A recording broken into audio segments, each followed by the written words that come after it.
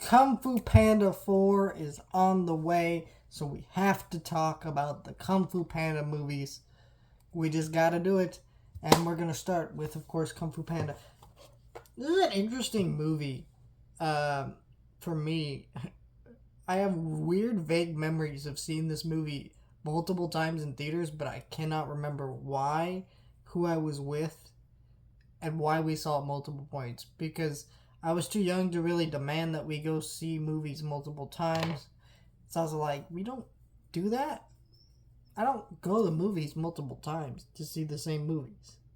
Well, I do now that I work at a theater and I can do that and stuff like that. But people I'm around, my family, like we're a family. We can't afford to keep going to movies. I don't know why this movie so times in theaters, but I have loved this movie for a long time. I've loved this whole trilogy for a long time. I did a binge watch of them last year, and I really wanted to just start posting reviews for them, but I said, nah, I'm gonna not do that. What if there's a sequel on the way or something?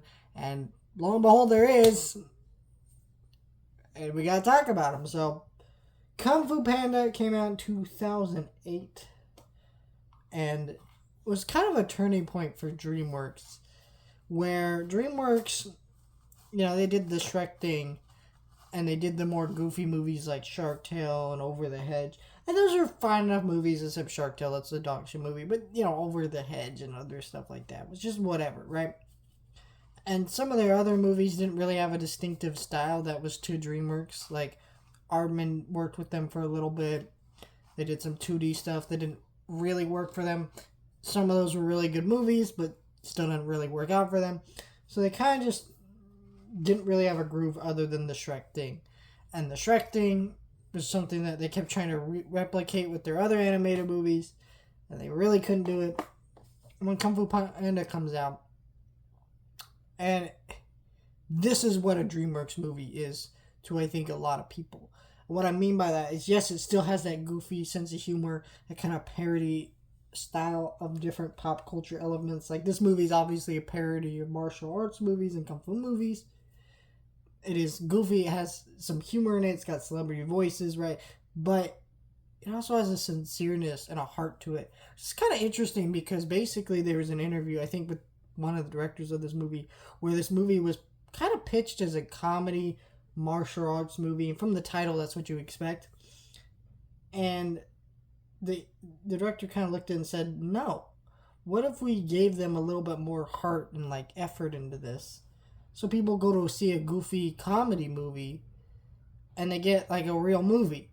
Which is just like, it's just great. So they were able to do that really well. And there are lots of laughs in this movie. I actually watched this movie and kind of forgot how funny it is. It's not laugh out loud funny for me because a lot of this is for the kids, but not like in a grown worthy way. It's just humor that's not always on my level anymore because I'm grown up. But there's still a lot of jokes that still really work for me and that still are really funny.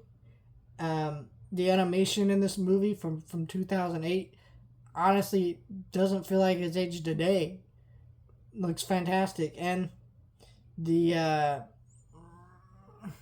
the fight choreography in this movie is insane, and just the story of this movie is a really profound story that gets better the older you get. Which is, you have a character like Poe, who dreams of more, but has imposter syndrome, and he has a bunch of people telling him he doesn't belong and he can't really do this.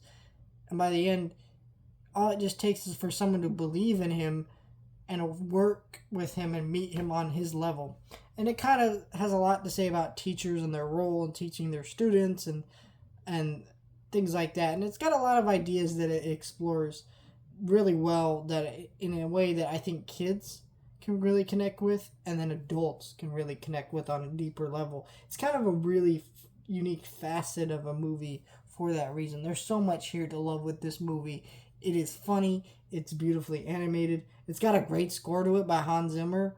It all really works. I can't really think of a single thing wrong with it, except that it ends, and I want more afterwards, in a weird way, because this movie was so good. And that's kind of, something wonderful about this movie. I don't know. I just don't really think there. I don't really think there is a lot of DreamWorks animated movies better than this one. Other than, the other Kung Fu Panda movies and the How to Train Your Dragon movies.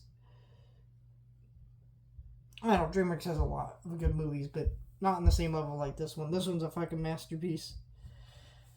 Can't believe it took me this long to talk about it. Also, let me know if there's any other DreamWorks franchises that I haven't talked about. I mean, I've done Shrek. I've been thinking about doing How to Train Your Dragon and Madagascar. But though I am trying to save How to Train Your Dragon for whenever that dog shit live action remake shit comes out. So play dog shit, but it might be good. But no, I don't know. I like this movie. 10 out of 10.